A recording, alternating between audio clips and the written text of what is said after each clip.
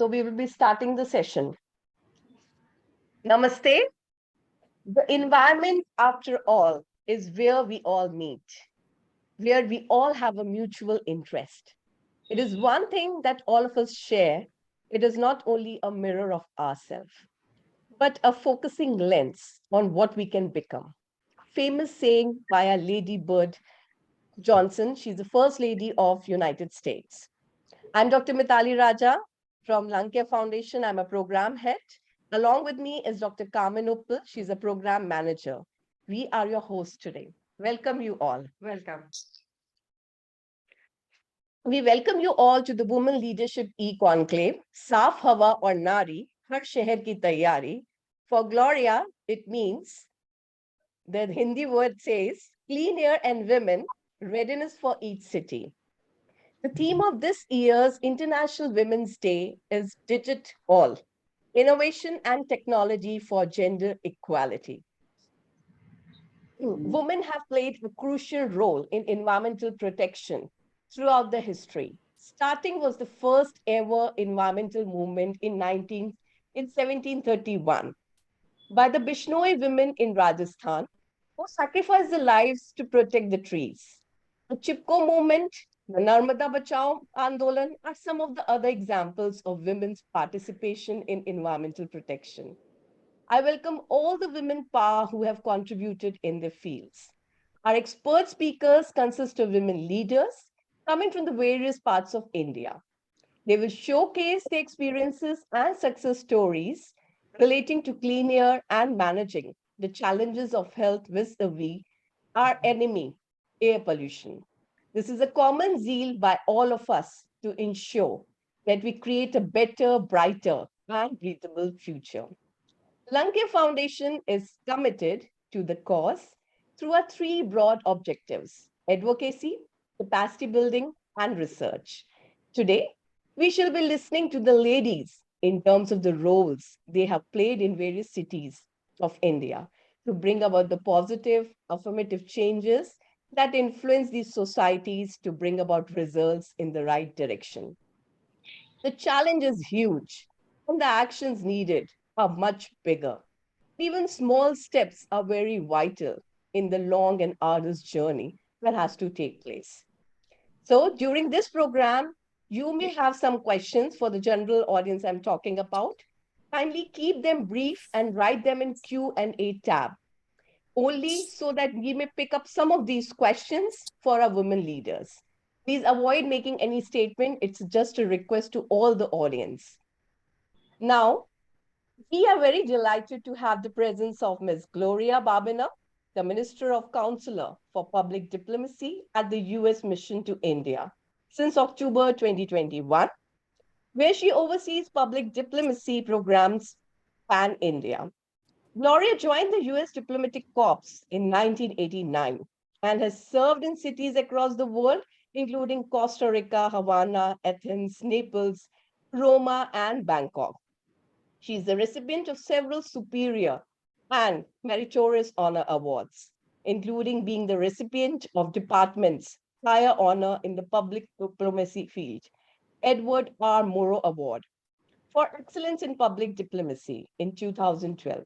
Gloria is a friend of Lung Care Foundation and has participated in previous programs, providing encouragement and support. I welcome you, Gloria. We also like to acknowledge the presence of Mr. C.J. Woods. He's a public diplomacy officer at the US Embassy in New Delhi, leading coordination of exchanges, alumni, and speaker program for India and Bhutan. In his previous assignments, he has worked at the State Department in Washington, D.C., Timor-Leste in Cambodia, Rio de Janeiro in Brazil. Welcome you, Mr. C.J. Woods. Now, Ms. Mandeep Kaur is the Advisor Strategic Public Engagement at the Public Diplomacy section of the US Embassy in New Delhi, where she has served since July 1994.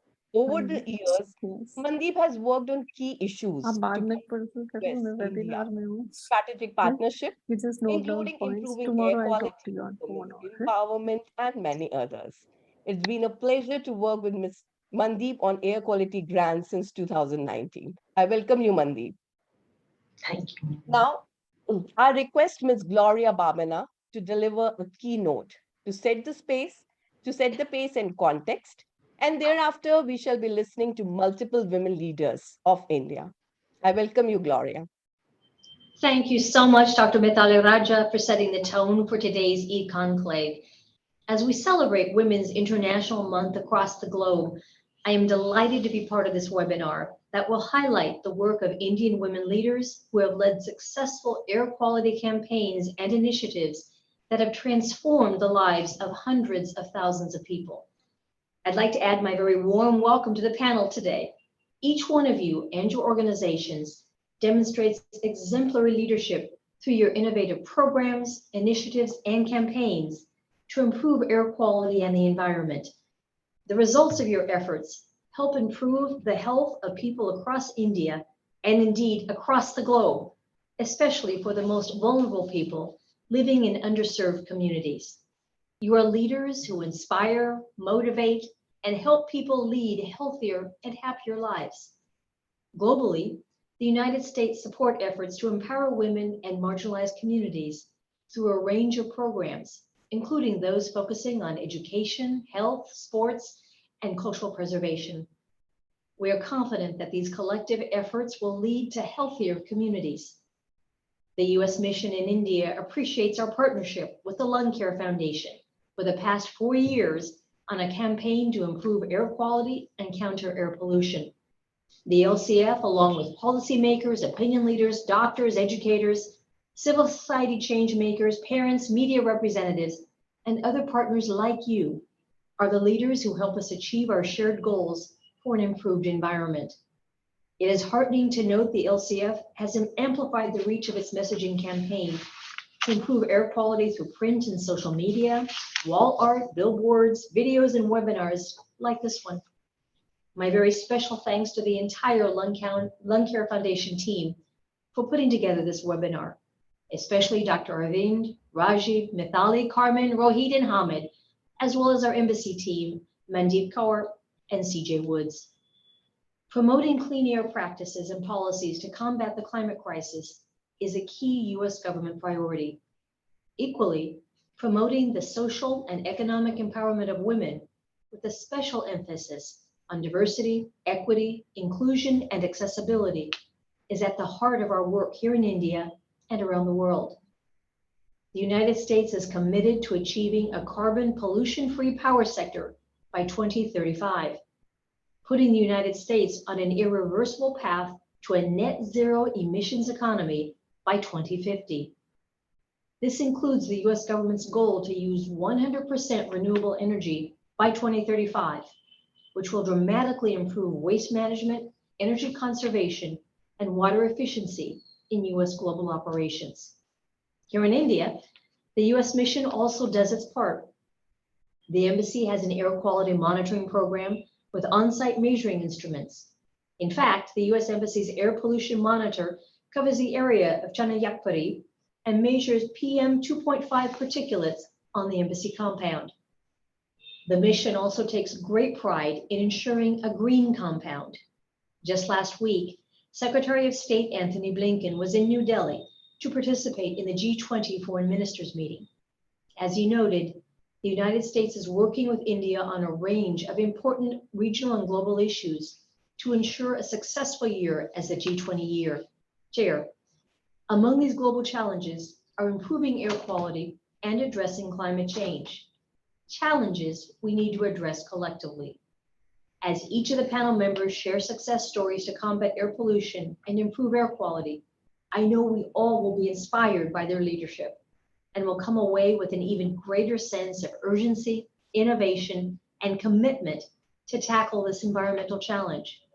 Individually and collectively, we must ensure the health and economic prosperity of present and future generations. I look forward to continuing this important work together. Thank you all for your partnership. Thank you so much, Gloria, for inspiring and valuable words and your work, which you have told in the various domains like education, health, air quality, equity, accessibility, AQI monitor programs, as well as empowering the women. Thank you so much, Gloria. Now I request Ms. Shweta. She is a global climate and health campaigner, Healthcare Without Harm, to say a few words. Welcome, Shweta.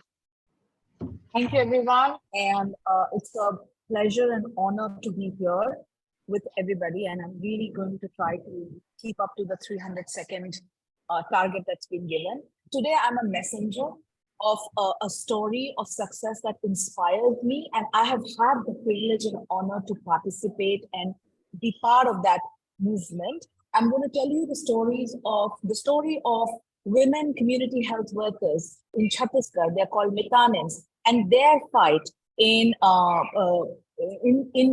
combating air pollution and protecting women and children in their communities.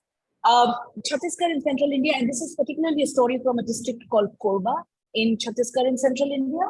And the Korba district is surrounded by fossil fuel,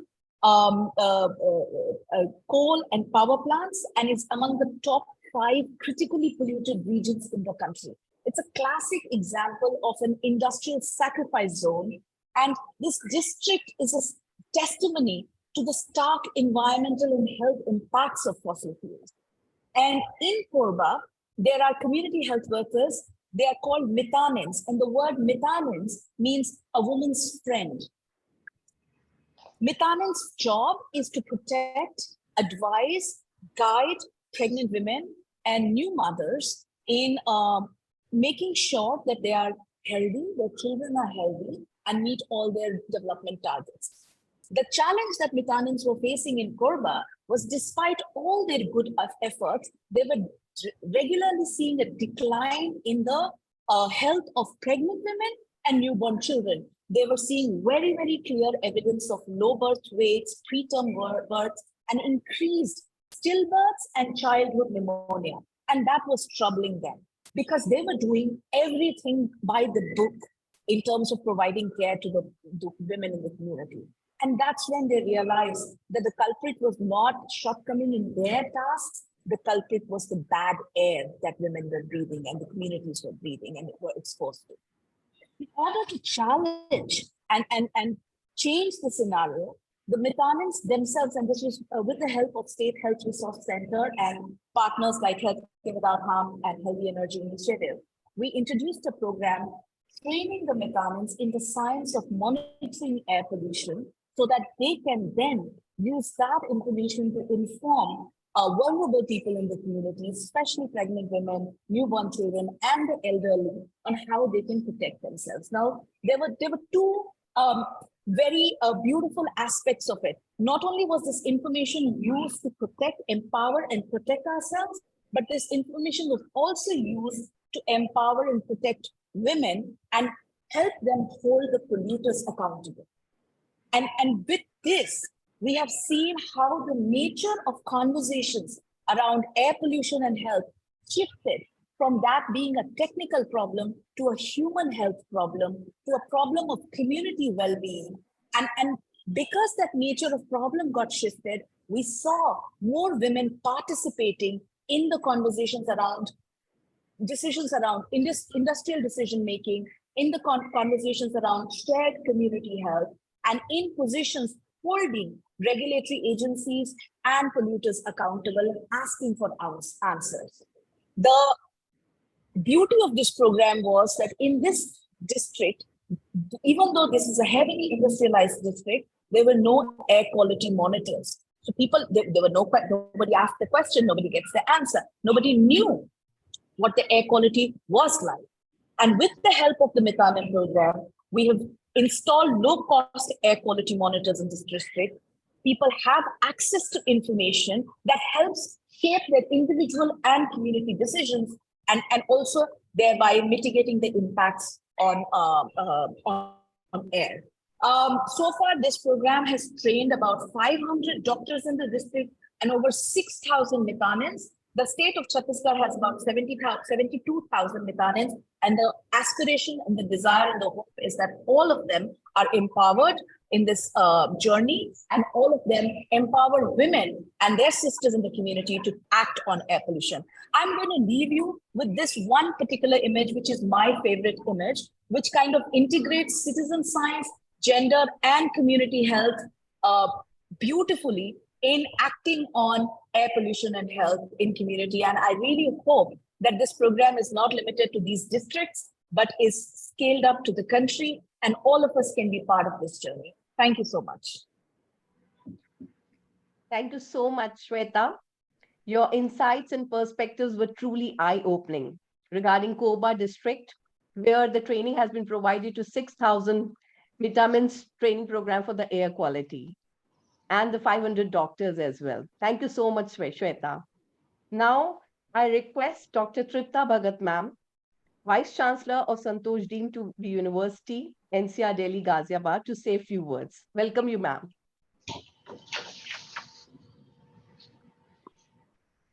Thank you, Mitali. I hope you can hear me.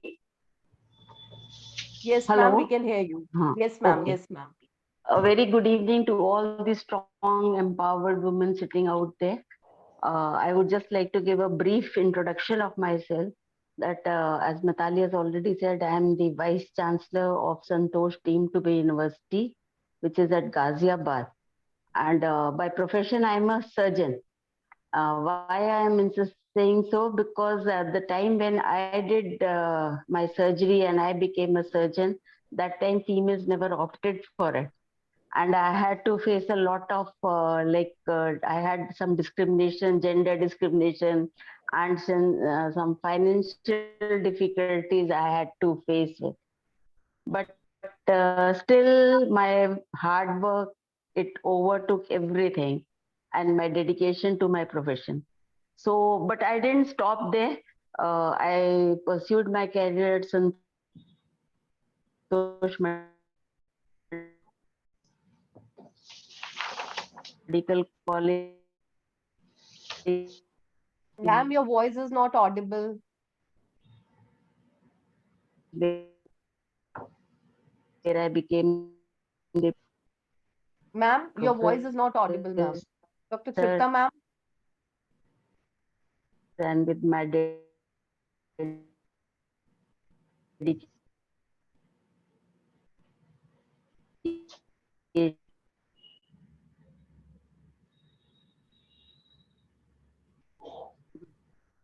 Ma'am, now you can speak. Your voice was not audible.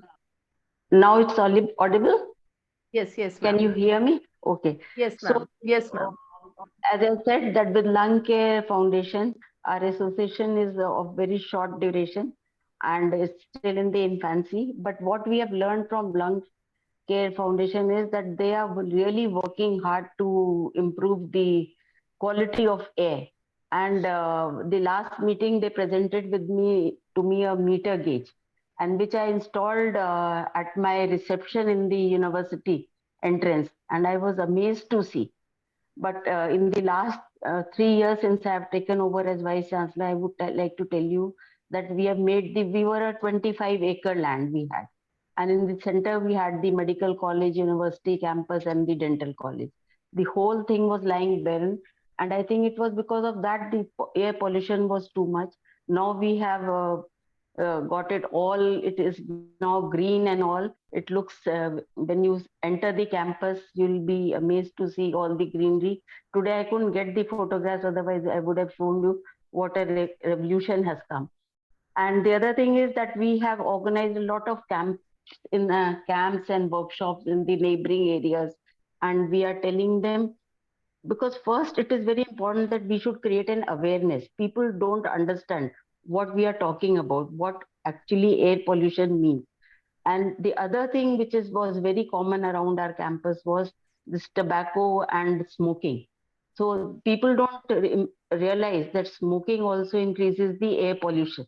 So that awareness campus we have organized, and we are trying to teach the local people here in the surrounding areas and in the schools, surrounding schools, what exactly air pollution means and how it is, if we get control of that, how it is going to save our lungs, how it is going to, the females who are pregnant, their anemia can be prevented if all this air pollution can be taken care of. And because we have a lot of villages in the surrounding area, so smoking amongst the females also was very common. But they never thought that this brings about air pollution. So that also we have done, and in our campus alone, we have stopped all the automobiles. We have got in battery cars. So now the air levels have become quite clean. And this is a message for the millions of girls, I would say, who dream of pursuing their education and career. They should not only think about their career and their education, they should think about their surroundings also. And the word perseverance is the main target word for them. And this is the success story and a testament to the power of hard work, determination, and perseverance. So I think this would inspire a lot of females, and they will all get together with the Lung Care Foundation and help them solve this problem, because this is a burning problem at the moment, which a common man doesn't realize. They all say there is a lot of smog, but they don't realize why it is so. So thank you so much, ma'am, for sharing your views on such a crucial topic. And For me also. Thank you so much, ma'am, for sharing your views on such a crucial topic. It's really mesmerizing. And what work you're doing in the medical colleges by involving the local awareness program, involving the local people, students, as well as stopping the automobile. Thank you so much, ma'am. Now I request Ms. Bhavreen Kandhari, concerned parent working towards clean air for 2 decades, spearheading several public movements in India. And I keep disturbing her every time. Welcome, Bhavreen. Thank you so much, Mitali. Please don't ever say that. And rather, I'm so thankful to you and to Lung Care Foundation for always keeping, ordinary citizen voices like ours as, a part of your events. And I truly appreciate that. And so without wasting more time, and I have those 300 seconds is so interesting that it sounds better than 5 minutes. Air pollution is always, someone like me and many others now with me, in my campaign called Warrior Moms, and we've all joined hands together, many of the mothers. And before that, it was My Right to Breathe. It was a pre-movement called campaigns called Delhi Trees SOS and Fridays for Future, various other movements that I can name. But it was all about, advocacy and telling people and talking about air pollution. It was a challenge. Still is, because citizens kind of don't really believe, like the government as well, that it is something that we really need to work on. But over the years, there is lot has been said. There are hundreds and thousands of studies, and there is enough being written and said about it. But the need was, of course, of real action. And now, if you're calling it a public health emergency, it was needed that, yes, we feel, we are mothers, and we are saying that our children are suffering, they have damaged lungs, in spite of someone like me who's fighting for 2 decades. But I can say for my twin girls that they have damaged lungs. It's not easy. So we need to kind of act. And for that, something that we got together, and we had this Know Your Right campaign that enables, first of all, it empowers the other mothers or citizens to know what the law is, because it's not like we don't have law, we have good laws. But unless we don't question those laws, we cannot make our authorities and governments accountable. Because most of the time, if you see, everyone talks to each other, a neighbor, or write on a Facebook page or put on a WhatsApp group and just forget about it, and then that doesn't help. So the thing is that every state, every city has a law, and we just bring that out forward in the form of simple operating procedure, in very simple ways of, a little slide or a message or a poster, and share that, and then ask people to actually complain when they see violations pertaining to air pollution, which could be waste burning, which could be tree felling, it could be vehicular emission, it could be a neighborhood construction dust. So various things like that. So and then that makes our local authorities, I mean, we talk of big things like climate action and climate crisis, but it really starts with local governance, and we will believe in that we are citizens, we are mothers. We may not have ability, everyone may not have ability to be connected with the policymakers or sit in those or be lawmakers or change laws, but we are going to question what exactly should be happening, and it's not happening. So that has kind of built us all, brought us all together. And of course, there are others who are doing, some of them who are doing much more than that, and that supports various policy, and we push that. And as well as there are these, the grassroots and the mothers from rural villages who are still learning about it, who are now with us, also learning the monitoring, or the monitoring devices, how they look like, or what should be the AQI. So there's a bit of advocacy, but mostly action-based work, and has been heartening, and of course, overwhelming as well. The whole journey. It's not it's nothing about leadership, but yes, I have felt that when we've joined hands together from different cities and states and various other various areas and different geographies, we have become stronger. And like Shweta said, that this is really a message from all the warrior moms and for the citizens who are all supporting each other to find clean air for all our children. Thank you so much. Thank you so much, Bhavreen, for your encouraging and informative words. Your fight against the air pollution from the past 2 decades is really appreciable in creating awareness and advocacy and bringing about the women empowerment. Thank you so much, Bhavreen. Now, I request Dr. Rashna Hazarika, a renowned pediatrician. She's a Doctors for Clean Air and Climate Action from Assam. She's doing a great job in her field. Welcome you, ma'am. Thank you so much to Lung Care Foundation for giving me this opportunity. And as a pediatrician, I think we are the ones who are the most worried when we have the sick children coming to us. And I'd just like to highlight a few things about air pollution and child health. Everyone, I think you would be surprised, or maybe you already know, that 90% of the children below 15 years of age, as per the WHO, breathe toxic air on a daily basis. And this translates to about 1.8 billion children who are at increased health risk, and many of them do die. A 2016 data said that 6 lakhs children die annually due to air pollution related lower respiratory tract infections. In India also, the situation is very bad. We have about 18 lakhs people who die annually from air pollution related illnesses. And of these, approximately 67,000 are children. Probably the figures are higher than 67,000, looking at the kind of patients that we are getting in the last few years. Now, as someone has already highlighted, I think Shweta and someone else has already said that the effects of air pollution starts very early.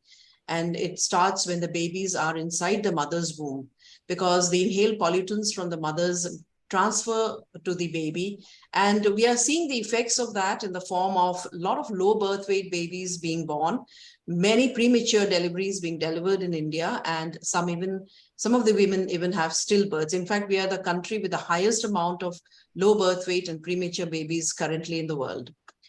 And later on, the continued exposure to the polluted air leads to neurodevelopmental effects in the form of low IQ scores, low memory, decreased ability to perform logical thinking. We see a lot of autistic children and attention deficit children, anxiety and depression. And the same children, when they become adults, it is said that they would have early dementia and Alzheimer's. They also trigger the respiratory system to cause more bronchial asthma and pneumonias, and this has been our experience. And particularly in Guwahati, in Assam, in the last 1 month, we've had an exponential increase in the number of children from about 1 to 7, 8 years of age who have been admitted with various kinds of pollution-related asthma and pneumonias. Now, these children are also at risk for cardiovascular disease, diabetes, and obesity, which are caused by certain pollutants which are inhaled from the air. Interestingly, a study, I just went through a study recently from the Journal of Environmental Economics and Management, where they stated that if we could reduce the pollution level in our country to the ones which are suggested by WHO, that means an 8-fold reduction in the PM10 and PM2.5 levels, it will reduce stunting by 10% and severe stunting in these children by 5%, which in actual figures is about 14 million children who will be less stunted. Now, studies in Delhi, which were done by Lung Care Foundation and some other organizations, have also shown us that there is a high number of children who get respiratory illnesses when you compare them with the children coming from rural areas. Another important fact which people miss, and I think it's time that we highlight, and we've also been doing it in our day-to-day practice, is the impact of indoor pollution. Because when we talk of air pollution as such, people think it's only about outdoor pollution, but the indoor pollution in our country is a big contributor to respiratory health in children, because of the fact that they're still using, in spite of the government encouraging the use of liquefied petroleum gas, people are still using wood as a fuel source. And these kitchens are very ill ventilated, and the babies are always there with the mothers. And so they get exposed for a longer time and to a higher degree of pollution. There are studies which have also shown that there is a lot of restriction of the lung function in children who are living in cities like Delhi. We have not had studies done here, but we are planning a study with Lung Care Foundation to look at this kind of an effect in the city of Guwahati and nearby areas. Now, the question which is most pertinent is, why are children more affected than adults? I think you all know that as in adults, we breathe in about at the rate of 15 breaths per minute and take in about 11,000 liters of air daily. In children, at an average, the breathing rate is double that of an adult. So they breathe at around 30 to 40 breaths per minute, and imagine the amount of air they're breathing in compared to adults. And so a higher exposure and a longer exposure leading to both acute and chronic problems. As a clean air champion associated with the Lung Care Foundation, it has been my privilege to be a part of a group which we created just before the pandemic.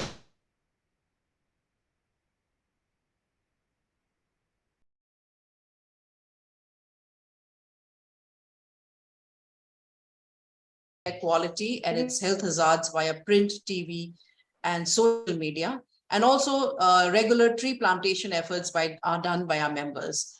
We have also launched the City Action Group with people from diverse backgrounds to create awareness and spread the message. And I am also happy to be associated with the WHO's Breathe Life campaign for creating awareness at individual and public level. There is a long way to go, but these baby steps are slowly and steadily making changes in the people's mindset, especially the children, where many of my patients are now regular users of masks. They refuse to burst crackers. And many of my patients, as well as the parents, have learned how to use the AQI app, and they talk about AQI when they talk about air quality. So I think these are very, very small steps in the right direction. And I hope that in the days to come, we will be, doing more in association with an excellent organization like Lung Care Foundation. Thank you so much. Thank you so much, ma'am. Thank you for sharing the insightful and thought-provoking words, and you're doing amazing work. And thank you for sharing the shocking facts. 90% of the children below 15 years breathe toxic air, and the children breathe 30 to 40 breaths per minute, and that results in high exposure to the air pollution and all the toxic materials, and may lead to the neurodevelopment, asthma, pneumonia, lung health, and various problems. And as well said, every step matters. अगर वायु प्रदूषण को है हटाना, हम सबको पड़ेगा एक एक कदम उठाना. छोटे छोटे बदलाव से ही हम पा सकेंगे इस पर विजय बड़ी. Thank you so much, ma'am. Now I request Dr. Ruby Makhija, ophthalmologist, founder and director, Why Waste Wednesday Foundation, and member City Level Task Force for Plastic Waste Management, Municipal Corporation of Delhi. I welcome you, ma'am.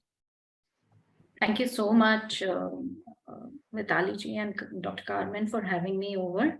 And I'll just start by saying that there's no limit to what we as women can achieve. And we all can see what all these wonderful women are doing. This is just a little bit of what women outside can do to bring about a change. So I would just again share another success story of which I'm a part. This is related to waste management. Apart from being an ophthalmologist, I happen to be the secretary for a small colony called Navjeevan Vihar Resident Welfare Association. And we've been working in the field of waste management for the last over 5 years. And as we all know, that waste directly, indirectly is another contributor towards the air pollution. So we achieved 100% waste segregation at source in our colony about 4 years back, and I've maintained it for all these 4 years. Each house hands over the waste in at least 3 different categories: wet, dry, and sanitary. It helps us to compost all our wet waste inside the colony and send the dry for recycling, and sanitary, of course, is disposed of without infecting or injuring anyone in the garbage collection chain. So we've kind of saved over 4 lakh kilograms of garbage going to the landfill site in the last 4 years as a community, as a small community of about 250 households. This is what we've done. And women have played a very, very big role in this achievement. We, apart from our resident volunteers who were mostly women, we have about 200 domestic helps whom we enrolled with us, and we took them on board and incentivized this training program with free biodegradable sanitary napkin distribution every month to these 200 ladies for the last 4 years. And every month they would come to us to collect this supply, and we would educate them, inspire them, sensitize them on waste management, air pollution, and many other factors like, financial literacy and all of that. We produce about 10,000 kilograms of pure organic compost every year inside the colony. And apart from these other small initiatives, which include at a colony level, like providing heaters, adequate clothing to guards, staff, helps, etc., very, very strict about open fire burning, not just inside the colony, but also in the neighborhood colonies. This is what we do at an RWA level. I mean, I have tweeted many times about air pollution, tagging CPCB and DPCC whenever we found open burning in our surrounding areas. And I think Bhavreen has also supported a lot in this. And this is at a colony level. Apart from this, I help municipal corporation as a brand ambassador, and also as their city level task force member for plastic waste management, to replicate this model across other colonies also in Delhi. It's not an easy task, I understand, with so many problems and so many issues, but yes, we are at it. As a part of my NGO, as a founding director, we recently, about a year and a half, we launched this project Vikalp, which was targeted at kind of switching people from plastic bags to cloth bags. Under this project, we have about 400 Vikalp stores across Delhi, from where a consumer could borrow a bag against 20 rupees deposit and could return it across any of these 400 stalls and take a full refund. So every bag carries a QR code, which leads the consumer to the list of those stores.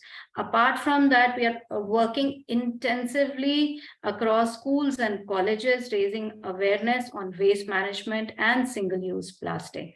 So the focus is to not just raise awareness, but also to translate this awareness into actual practice on ground by helping people take ownership for their waste and by introducing alternatives to single-use plastic. So thank you so much once again, Lung Care Foundation, for having me over, and that's about my journey. Thank you. Thank you so much, ma'am, for such a wonderful, intellectual, and enlightening experience. And I'm I've seen your video also, the Vikalp project, converting the plastic bag to the paper bag. And as you correctly said, awareness to action level. And you have saved around 10,000, 4 lakh kilogram going into the landfill, and have created 10,000 pure organic compost, and involving 200 domestic help that is working for the cause. Thank you so much, ma'am. Great to have you. Very happy to be a part of this beautiful program today. And I'm very happy to invite Dr. Mrignani Khullar, Executive Director, DLF Public School, Ghaziabad. Welcome, ma'am.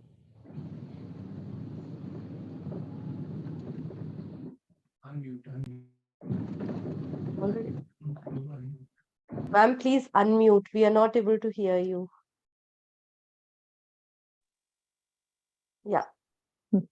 Greetings to everyone present here.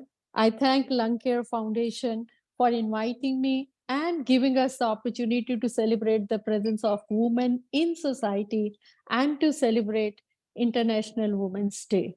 So there is no limit to what we as women can accomplish, said by Michelle Obama. Today's the biggest challenge for each one of us is to breathe in clean air. Poor quality of air is that has become a silent killer, and the nature is continuously sending us the messages on which we must act now. And need of the hour is to educate, empower everyone with environment sense. We call DLF Public School a thinking school with a soul. Ours is a 27-year-old school and consciously engage in numerous best practices that humanize the school environment and outside world. Our mission is to create compassionate self, compassionate school, compassionate community, compassionate city, compassionate country, and compassionate world. We are practicing zero waste policy in our school. We don't have dustbin in classroom. We encourage our students to carry lunchbox in cloth napkin, and if by mistake they carry it in aluminum foil or paper napkin, they take back home in the same tiffin box. So whatever the fruit peel or paper waste, plastic wrappers, we people have it in the corridor 3 dustbins where they just put it as per the wet waste, plastic, and the paper waste. So further, these fruit peel as well as the kitchen waste and garden waste go in the compost pit. We have 3 big compost pit in our school only, and further we use it for the manure. And paper goes for the recycling. Paper goes to the recycling unit. And the third, plastic, we have, I think, yes, we have joined our hands with the NGO WMAS that take all the plastic and use it for making t-shirts or for making the roads also. So during COVID time, our school has come up with the best club, Breathe Easy, Stay Tough, under the banner of Lung Care Foundation to create awareness, not only in Ghaziabad city, but in Delhi and NCR. Our theater Fitur Club have performed at different platforms, be it UN office, government officials, mall, Chinmay Mission, RWA Society, to create awareness on this sensitive issue. Sochona song written by Mr. Rajiv Khurana has become a part of our morning assembly. DLF Public School has adopted a neglected Ekta Park in the neighborhood where we planted around 1,000 trees and transferred into lungs of neighborhood. DLF Public School also organized conference Solution to the Air Pollution in collaboration with Lung Care Foundation, where doctors, policymakers, government officials have been invited to develop strategies to control pollution. Same in the month of December, we had an alumni meet where Dr. Arvind Kumar sensitized our alumni with the ill effects of air pollution. While doing the gratitude exercise, I was really touched when a grade 2 student wrote a wish letter to Santa. Dear Santa, please take away air pollution as my mother does not allow me to go out in the park. Please make the environment clean, green. So having exchange program with Russia school from the last 10 years, and this session, both Russian school as well as our schools, they have started the project Save Our Siberian Cranes and Migratory Birds. we have tie-up with Energy, this Swaraj Energy Foundation, 6th grade students, making them energy literate. And every month they experience action for climate correction. So 4 January, we had a no iron day where all of us wore unironed clothes. Proud to share that our school has been recognized and awarded with IGBC Green Program Award, where we received a cash prize of 2,75,000. We are trying and putting every bit of effort to make a difference and to make this planet livable for our future generation.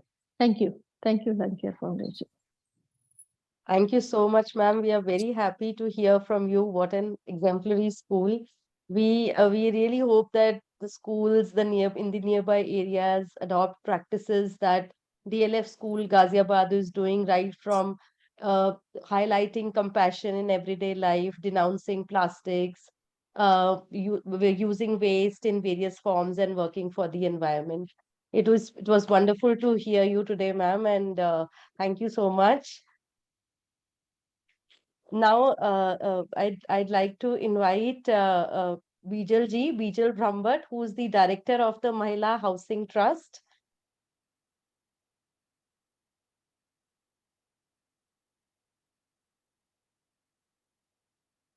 Thank you, Dr. Mitali and Dr. Carmen. It's my pleasure to be on this, this workshop. I work with the Mahila Housing Trust, whose objective is to improve the housing, living, and working environments of poor women in the informal sector. We were working quite a lot with, construction sector, and also had Delhi as one of our work areas. And that's when we realized that, while Delhi generally also talks of air pollution, these women who were in the construction sector were exposed most because, construction is one sector which actually enhances the air pollution due to the activity. And despite the fact that, these women constitute about 50% of the workforce of the sector, they did not understand they saw air pollution because we initially started work in Delhi. So they saw it because in Delhi it's very, very visible, but they did not understand was one. Delhi does have a high level of air pollution,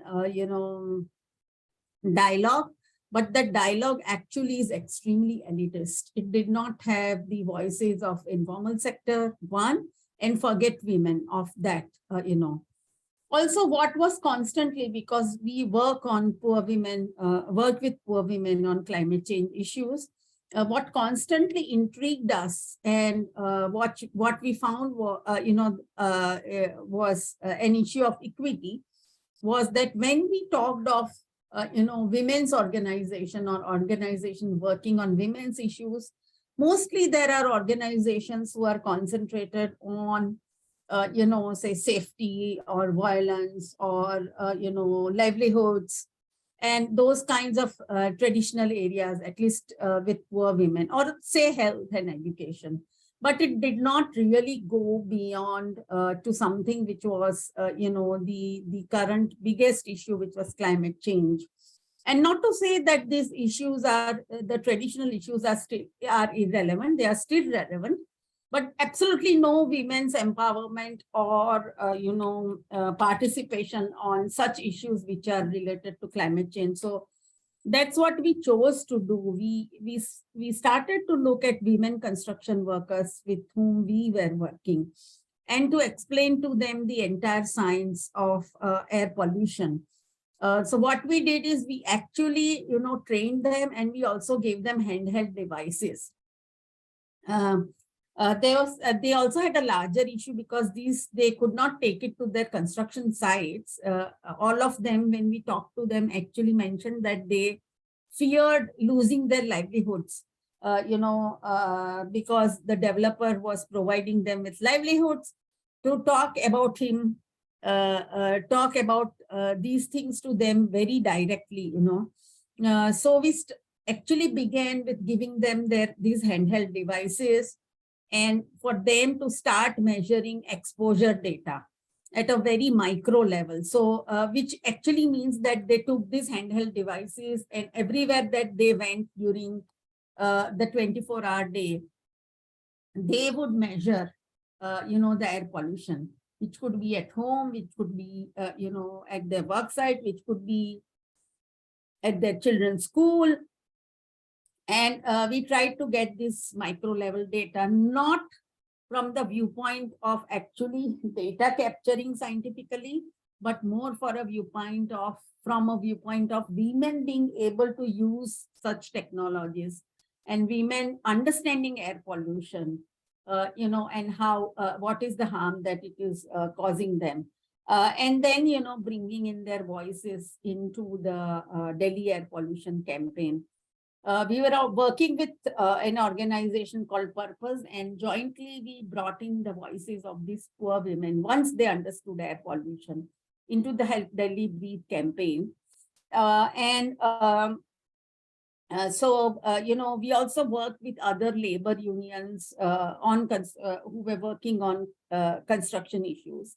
And in fact, one of the voice of the labor union was that, they were all working on, issues of labor with the government where air pollution was absolutely, not talked of. And these was a sector where the workers all were very, very exposed to air pollution.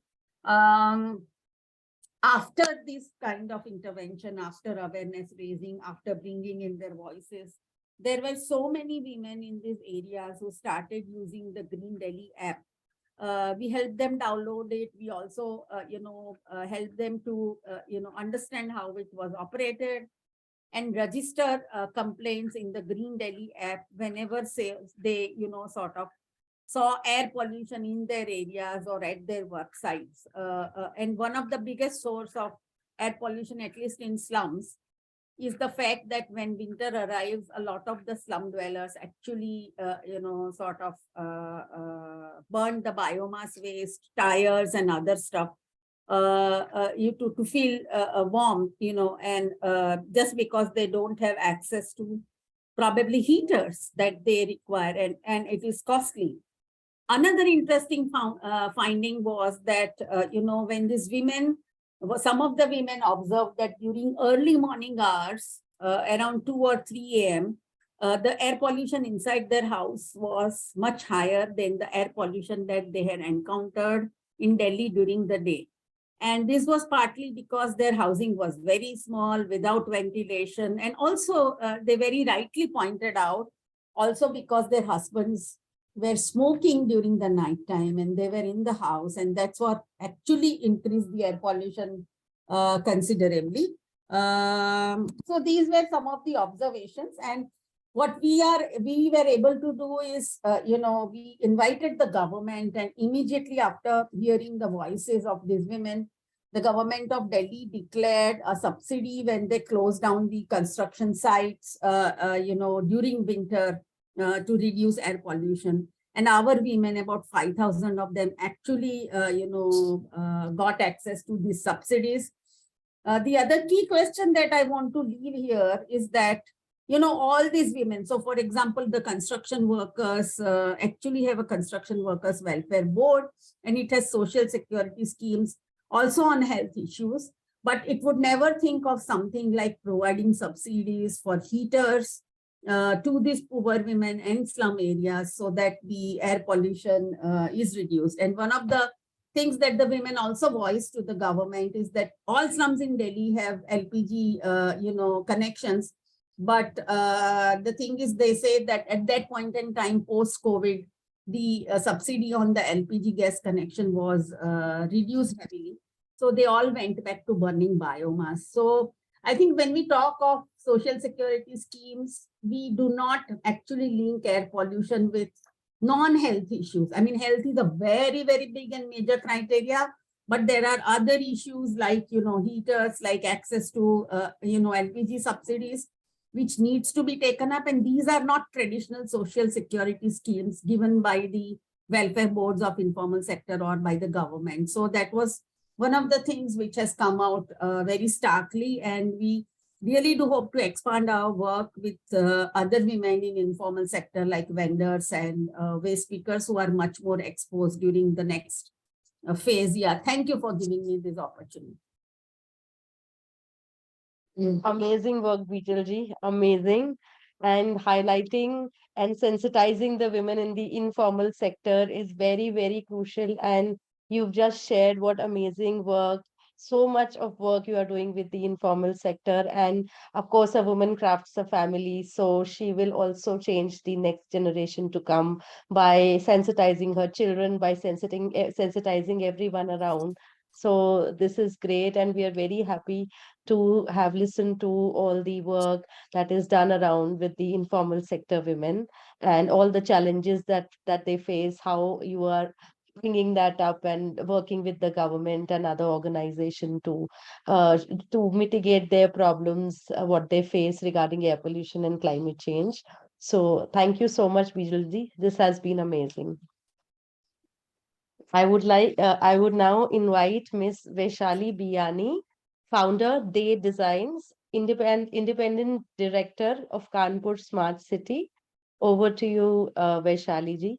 Thank you. Thank you, Mitali and Carmen, for taking this up, and the complete team of Lung Care Foundation for bringing all the empowered women who are working towards the environment. And so I will just introduce myself as I'm also acting as the independent director of Kanpur Smart City. So we have taken various projects in the city, which always the projects which I've taken up always are more concerned towards how we can save the environment in terms of land pollution, air pollution, and the water pollution.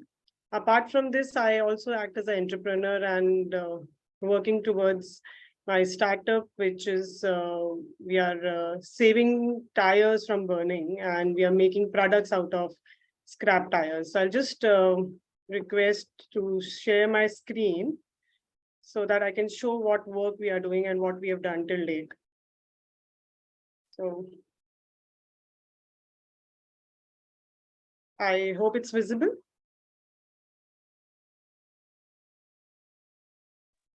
Yes, it's visible. Yeah, okay. So D Designs is the brand name which we have kept, and we are designing products from tires and anything and everything from tires till date. And from last 4 years, we are working on this.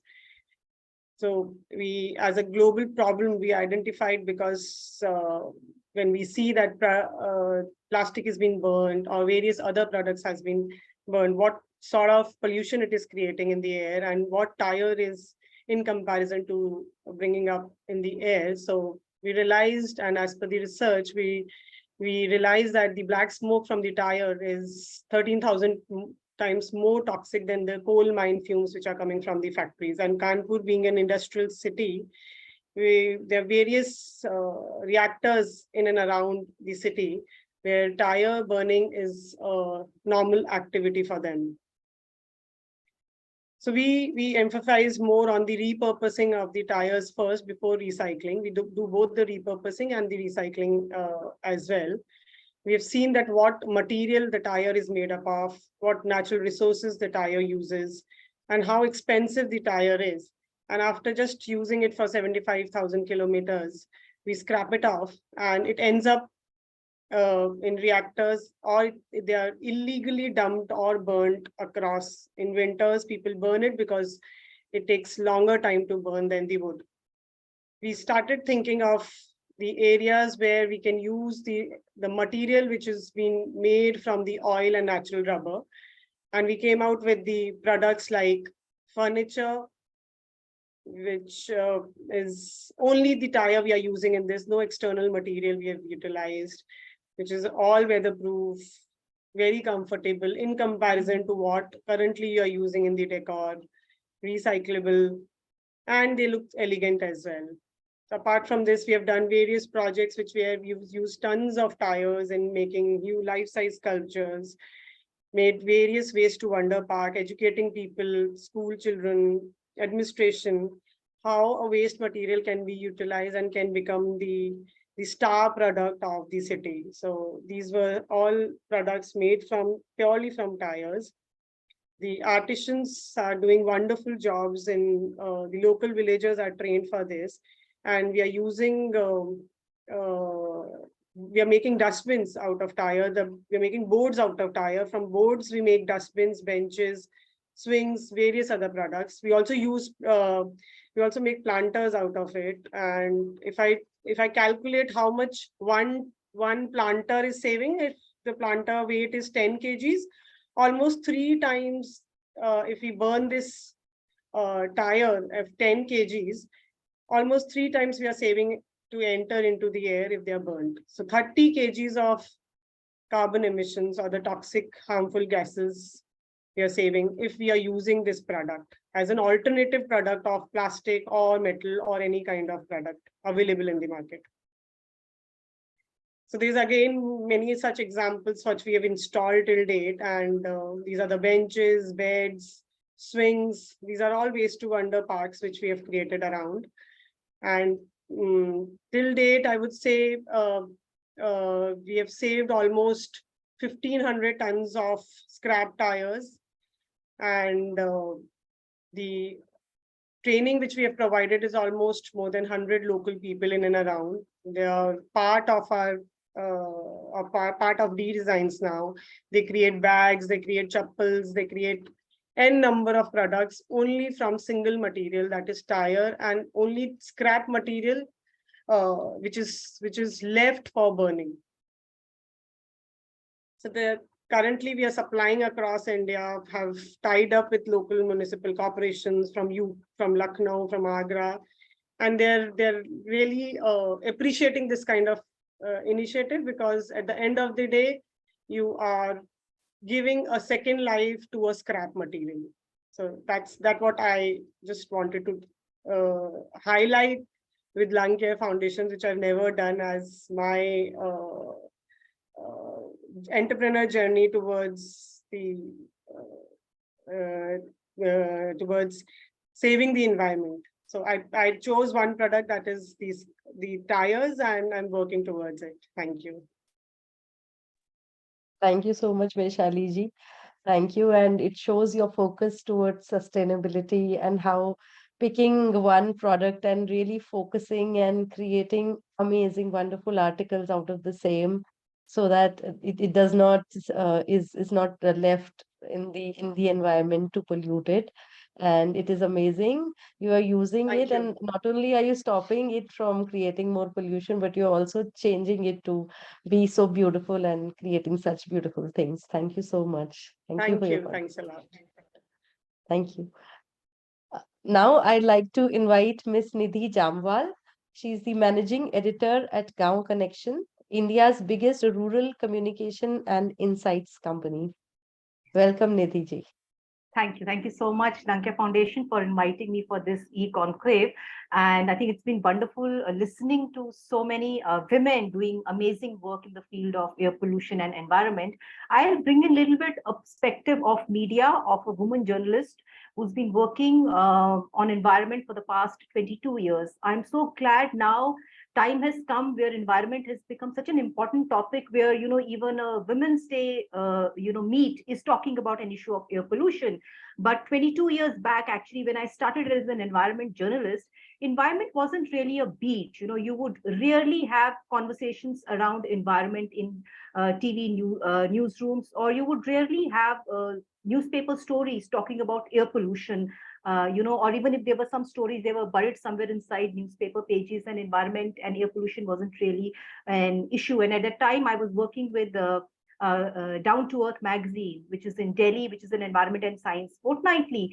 And so I did a lot of stories around air pollution issues in Delhi. And I remember at that time, if you talked about diesel causing, problems of health in children, or if you talked about PM10, PM 2.5, we were seen as alarmists. We were, journalists were seen as ill-informed, or trying to make corporate India look bad. But I think over a period of 20 years, I see a lot of change has come, because media has taken up environment issue in a big way now. Air pollution has become an issue which throughout the year now media keeps reporting. I think, and credit goes to a lot of environment journalists like me who've been reporting consistently around air pollution issues, whether it is in Delhi or otherwise. And the other thing that I want to also bring in here is that whenever we talk about air pollution, we always think about it as an urban problem. I work with Gaon Connection, which is a rural media platform, and air pollution, indoor air pollution, is a huge problem in rural India. And if I look at how the reportage happens, a lot of reportage around air pollution is still very, very urban centric, still very, very Delhi NCR centric, at best Indo-Gangetic plains. So that's where the role of Gaon Connection, or my role, comes in, that where we want to shift the focus also on pollution issues, air pollution issues, indoor air pollution issues in rural India, specifically on women's health. So I think that is where the role of an environment journalist comes in. And whenever we want to bring about a change, whether it is in the environment sector or the policy sector, I think media has a very, very, very important role to play. And I think we are short of time, so I will just wind up here. And if there are any questions, I'd be happy to take them. Thank you. Thank you, Nidhi ji.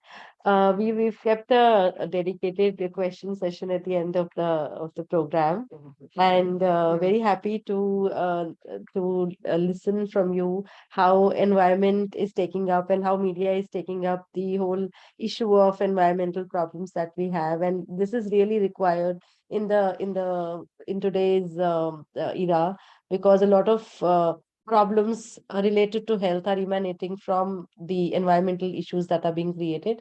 So it is very nice to hear from you today. Thank you so much. Now I'd like to invite Ms. Pawan Guleria, content writer, animation creator, and educator at Society for All-Round Development. Welcome, Pawanji. Thank you so much, Dr. Carmen and Dr. Mithali. बहुत लंबा समय इंतजार करते हुए हो गया. I'm comfortable with Hindi. Is it okay? Ji. Yeah. सबसे पहले तो लंग केयर फाउंडेशन के लिए मेरी तरफ से बहुत बहुत धन्यवाद कि उन्होंने ऐसा मौका दिया हम सभी को, क्योंकि ये एक ऐसा संवेदनशील मुद्दा है जिस पर चर्चा होना बहुत जरूरी है, क्योंकि यदि हम एक अच्छे भारत की बात करते हैं तो हमें इसको समझना बहुत जरूरी है. अब यदि हम बात करें कि छोटे बच्चों की बात करते हैं, खास तौर से प्राइमरी स्तर के बच्चों की बात करते हैं, और ऐसे डिप्राइव बच्चों की बात करते हैं जो फर्स्ट लर्नर हैं अपने परिवार में, और उन्हें इस बारे में बिल्कुल भी जानकारी नहीं है, इस विषय पर कोई गहराई से जानकारी नहीं है, और उनके लिए सार्ट द्वारा कुछ इस तरह के कार्य किए गए. थोड़ा सार्ट के बारे में बताना चाहूँगी. 1996 से सार्ट फाउंडेशन हमारा शुरुआत हुई, और मुख्यतः हम लोग शिक्षा और स्वास्थ्य के क्षेत्र में कार्य किया है, और स्वास्थ्य के क्षेत्र में पब्लिक हेल्थ इश्यूज में हम लोगों का कार्य रहा, और डिजास्टर के ऊपर काम रहा, और कोरोना के वक्त में लंग केयर फाउंडेशन से भी एक बेहतर हमें सहयोग मिला. फिलहाल हम लोगों ने वायु प्रदूषण के ऊपर खास तौर से, क्योंकि ये एक ज्वलंत मुद्दा है, और शायद आप सभी जानते होंगे जो शिक्षा के क्षेत्र में जुड़े हुए हैं, कि हमारे यदि हम सिलेबस की बात करते हैं तो सिलेबस में कहीं भी वायु प्रदूषण से संबंधित कोई भी टॉपिक नहीं है, कोई भी चैप्टर नहीं है, जबकि ये एक ऐसा ज्वलंत मुद्दा है, इसके विषय में समझ बनानी बेहद जरूरी है, और खास तौर से बच्चों के स्तर में. कारण ये है कि शुरुआत यदि हम बच्चों को देखते हैं तो बच्चों को एक चेंज एजेंट के रूप में हम देखते हैं, और बच्चों के माध्यम से एक परिवर्तन हम महसूस करते हैं. बच्चों में यह जागरूकता यदि हम फैला पाएंगे तभी हम आगे इस चीज को देख सकते हैं. अब सार्ट द्वारा कुछ वीडियोस बनाए गए, जो वीडियो बहुत ही इंटरेस्टिंग वीडियोस थे, छोटे छोटे कैप्सूल्स बनाए गए हैं, और दिल्ली के यदि हम बात करें तो दिल्ली के वेस्ट जोन के 200 स्कूल्स में डायरेक्टली वो वीडियोस बच्चों तक पहुंचाए गए, और मेन पर्पस ये था कि बच्चों को अवेयर किया जाए. और वो वीडियोस के माध्यम से हम अधिक से अधिक बच्चों को अवेयर कर पाए, ये हमारी एक सक्सेस रही। और इसके लिए जो हमने वीडियोस तैयार किया, उनकी जो स्टोरीज थी उस पे डाइट प्रोफेसर्स और गवर्नमेंट टीचर्स को भी शामिल किया गया, और उन सबके सहयोग से मिल करके हम लोगों ने स्टोरी बोर्ड तैयार किए और फिर एनिमेटेड वीडियोस तैयार हुए। इसके अलावा गेम बोर्ड, क्योंकि एक लर्निंग प्रिंसिपल है कि प्लेवे मेथड, और बच्चे खेल द्वारा बहुत अच्छे से सीखते हैं, तो इस प्लेवे मेथड को हम लोगों ने गेम बोर्ड के माध्यम से प्रयास किया कि बच्चों को एयर पॉल्यूशन के बारे में समझ बनाई जाए कि कैसे अधिक से अधिक पेड़ लगा के, कि कारण हम सभी जानते हैं कि कारण क्या क्या है पॉल्यूशन के, परंतु उसके निवारण की बेहद आवश्यकता है, और बच्चों के माध्यम से उनके परिवार तक और परिवार के माध्यम से उनके समुदाय तक यह जानकारी अधिक से अधिक पहुंच पाए। इसके अलावा हम लोगों ने वायु रक्षक नाम की एक बुकलेट तैयार की है, और उस बुकलेट में कहानी के माध्यम से प्रयास किया गया है कि वह सभी कारण जो वायु प्रदूषण के हो सकते हैं, उन सभी कारणों को कहानी के माध्यम से लेते हुए और निवारण किस तरह से हो उस पर चर्चा की गई है। और एक प्लेज तैयार किया गया है कि हम सब मिलकर एक प्लेज लेते हैं कि हम वायु प्रदूषण को किस प्रकार से रोक पाए, अधिक से अधिक पेड़ लगाकर, प्लास्टिक का प्रयोग ना करके, कूड़े का एक सही तरीके से निस्तारण कर पाए, और रबर जैसी ऐसी चीजों का कूड़े में आमतौर पर जलाई जाती हैं, उस पर इस चीज का ध्यान रखें कि ये ना हो। तो बच्चे किस तरीके से अपने परिवार तक ये मैसेज पहुंचा पाए, और यह संभव हो पाया है। और हम लोगों ने बच्चों के साथ एक बेस लाइन लिया था, कुछ पायलट 20 स्कूल्स में, और ये अप्रोच हमारी 10,000 बच्चों तक गई है। और न केवल दिल्ली के स्कूल्स में, इनफैक्ट 13 फील्ड एरियाज में काम कर रहा है, अलग अलग स्टेट में, गुजरात में है, पंजाब में है, राजस्थान है, हरियाणा है, उन सभी स्टेट के सब स्कूल्स में हमारा प्रयास है कि वहां तक पहुंच पाए। एटलीस्ट दिल्ली के वेस्ट जोन के सब स्कूल तक ये पहुंच चुका है, और ये प्रयास हमारा जारी है। Thank you once again, Lung Care Foundation. Thank you so much. Thank you so much, Pavanji. Society for All-Round Development has created a lot of content, lot of resources for children of various grades in schools to engage them and to sensitize them, sensitize them for air pollution and changing climate. So this is very intensive and amazing work that you are doing. We really congratulate you and wish you all the best for future as well. Now we move to the Q&A session. So we've received some questions. So we got the few questions in Q&A tab. I request the attendees to please post their questions in Q&A tab. First question is for Gloria. Hi, Gloria. What would be the top 5 action ideas women across India can lead the society with?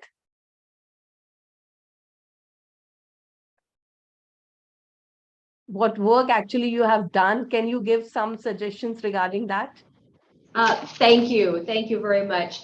You know, I think so many of the activities that have been outlined here coincide exactly with the kind of sort of community-based grassroots effort that makes every difference, but that also extends into kind of capacity building organizationally, because obviously it's wonderful to go person by person with small groups, but we also want to build capacity and knowledge and awareness about the problem to begin with. And we are such big believers in starting with women, with families, because, you know, the data shows and we understand anecdotally that when women have a voice, when women are in charge of resources, when women are making decisions, they make good decisions about their family's health, about the educational opportunities afforded to their children, and all of that just has compounding effects. So I love the ideas where we've heard sort of a focus on assisting women and, you know, mothers, families to really be empowered in a variety of ways to, you know, to have the impact that we know they are able to have. They just need the empowerment and the support to do that. So I hesitate to say 5 actions because there are so many actions, right? And you all have touched on so many options, but it really is about, I think, that basic core empowerment and resourcing of women within their families and communities so they can make the decisions that we know positive decisions we know they will make, and that has impact for everybody. Thanks. Just adding to it, Gloria, just one thing more. What can women in India learn from other countries to improve the clean air? What can women in other countries learn from women in India? So it's an interchangeable question.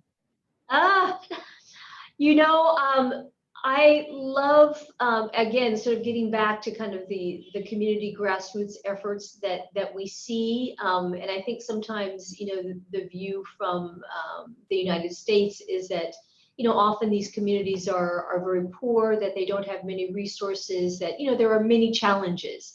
But what's so clear is that despite the challenges, despite the resources, they have really had impact, and they have been leaders in their community. And so I think, you know, that example of not letting what would seem like insurmountable obstacles to those of us who live in more prosperous, you know, environments, you know, let that not be defining in terms of action and actually results.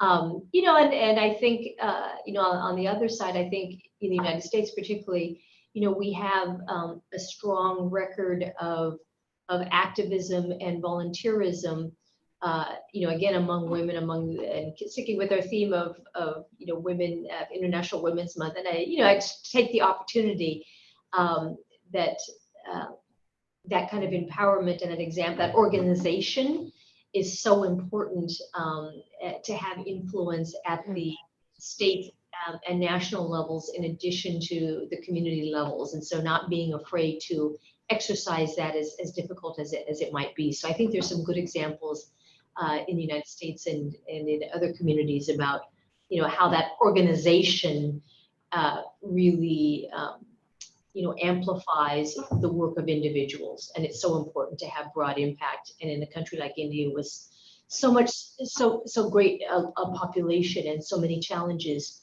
that kind of broad impact is so important to really affect change. Thank you so much, Gloria. Thank you. Now I will ask the same question. What could be the top 5 action ideas women across India can lead the society with, to Dr. Ruby Makhija?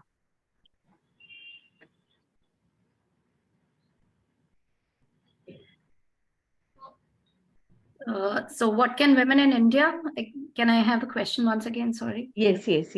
What could be the top 5 action ideas women across India can lead the society with? Certainly. So to begin with, it has to start from your family. So whatever you believe in is something you will have to pass on to your family. Not just to your family, it has to go to everyone who comes in touch with you, your staff, your help, your colleagues. Apart from them, we need to understand that environment is not separate from us. Once you start taking environment as a part of your family, you already are sensitized, and the actions would come on its own. Very simple acts like carrying your own cloth bag from home, carrying your water bottle from home, you know, mindful consumption, buying only when you need, not just because you desire. So these are a couple of things which can be done at an individual level. So, and if you have the network enough to influence people, so one should try and influence as many people as you can.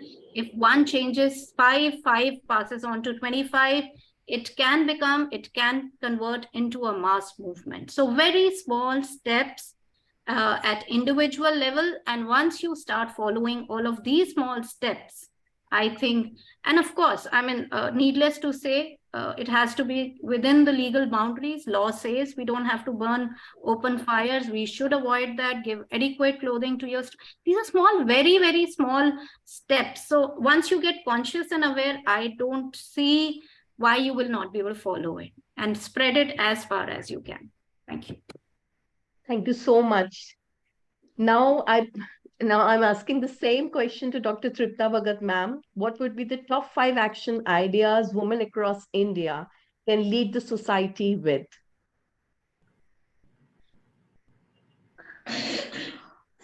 Thank you, Mitali, for asking this question. I think charity begins from home.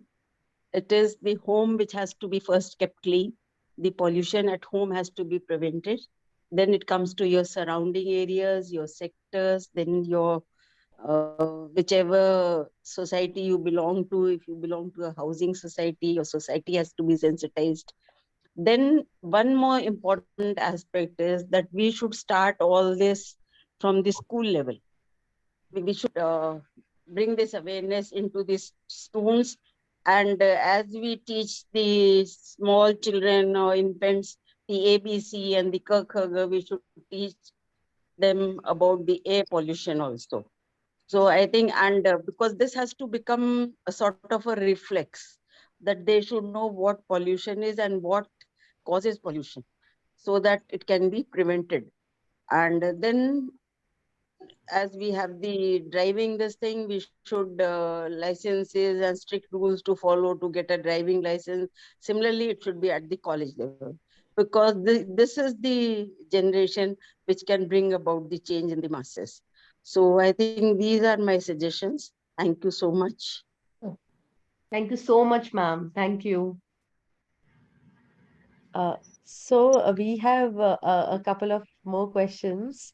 So this question I'll direct to Nidhi ji. So the question is, how can we make the women from rural India become more vigilant, especially related to burning of chulha?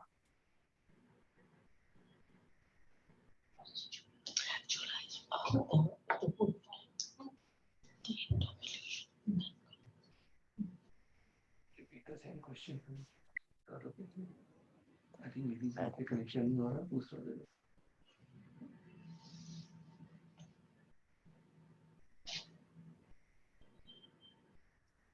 I think Nidhi ji is not available. So I would also like Bijal ji to contribute to this question since she has a rich experience. How can we make the women from rural India become more vigilant, especially related to burning of chulha? Okay.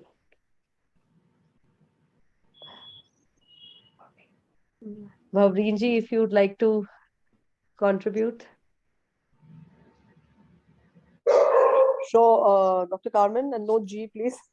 So, yeah, so I think this, considering even as a lot of warrior moms have been doing a lot of work with Chula and trying to make, help for the, Chula Free India, working on that as on the same steps as Lanke Foundation.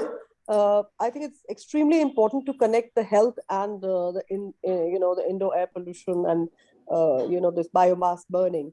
Because, you may say, in the advocacy, a lot of data and stuff that, what they say indoor air pollution is or the figures, but that doesn't really affect you till the time you know that, yes, if you do not switch to clean cooking fuel, it's going to take you maybe 10 times more to a hospital. And that is going to be, so for that 1100 rupee of a cylinder, it's going to cost you, it's something that you'll save. To save that 1100 rupees, you'll be paying maybe 15,000 rupees in a year, for treatment. So that is the very important aspect. And I must admit that this whole perspective of connecting health has come to me, at least, over the years, from Dr. Arvind Kumar and, of course, Mr. Rajiv. I don't know, I don't see him today, Mr. Khurana. And so we have always worked on this, and it really works.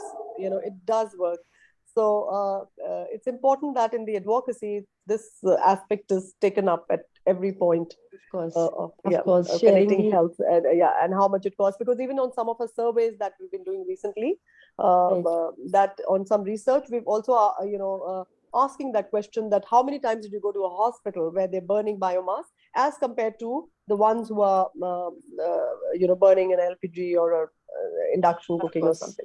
Yeah. Of course, creating awareness on the economics aspects of health and how Health. much health Yes. issues cause. So that is important. So creating awareness on that level. Absolutely. Ajay. Thank you so Yeah. much. Thank Thank you.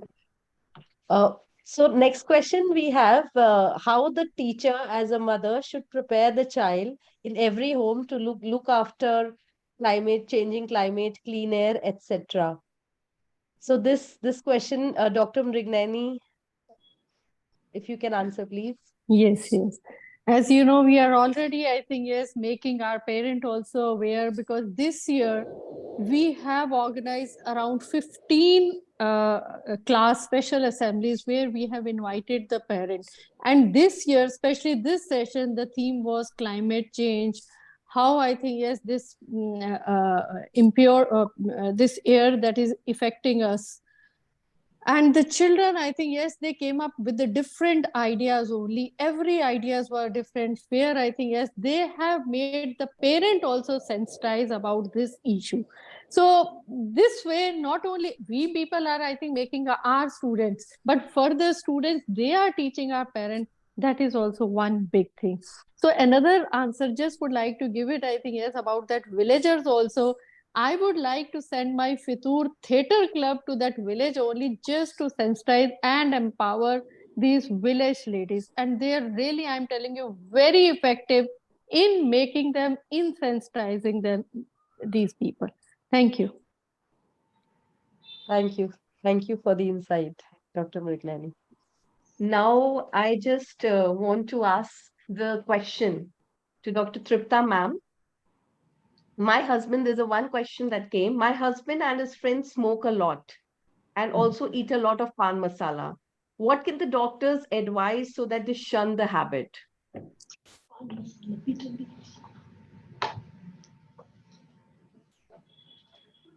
Dr. Tripta ma'am, are you there?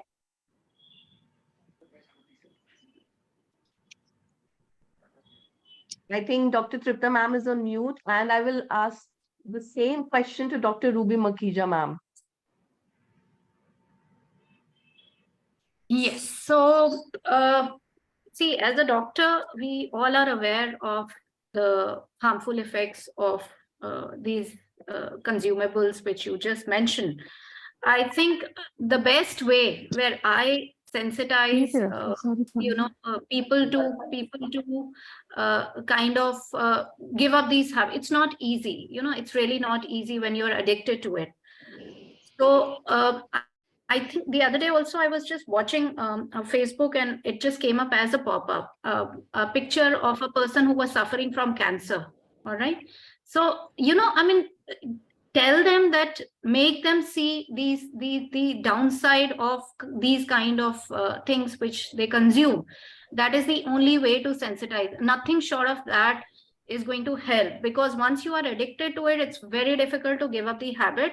Even for waste management, I'll cite the same example, that there are people who were still giving up mixed waste, when I carried out this program. So what I used to do then was, I used to take them on the ground where the garbage collectors were working, and make them see on the actual ground that this is what is the impact of a habit which is disastrous, not only for your health but also for the environment. So I think the same kind of example I would like to cite, that in case of these consumables, and if you have to give up addiction, it has to hit them hard. And the only way to do them is show them the side effects. And yes, of course, if there are any alternatives available, I think if you go to the de-addiction centers, they also give some kind of medicines, which give you a little kick, but those are not very harmful. So that is something a doctor who is into this field can help you with. But as far as sensitizing is concerned, please show them that this is the side effect of not just on environment, but also on your health. Thank you so much, Dr. Ruby. From clean climate activist Greta Thunberg to environmental feminist rockstar Vandana, it is girls and women who are taking the lead in the modern environmental and climate change movements across the world. Thank you. Thank you to all the panelists of Women Leadership eConclave. Ms. Gloria Verbena, CJ, Ms. Mandeep, Ms. Shweta Narayan, Ms. Bavreen Kandhari, Dr. Tripta Bhagat, Dr. Rashna Hazarika, Dr. Ruby Makhija, Dr. Mrignani Khullar, Ms. Bijal Brahmbhatt, Ms. Vaishali Biani, Ms. Nidhi Jamwal, and Ms. Pavan Guleria. Thank you so much for joining us today and for enlightening us on this important and sensitive issue. Thank you so much. Thank you. Thank you, everyone. Bye-bye. Thank you. Thank you. Very nice program. Thank you. Thank you. Okay.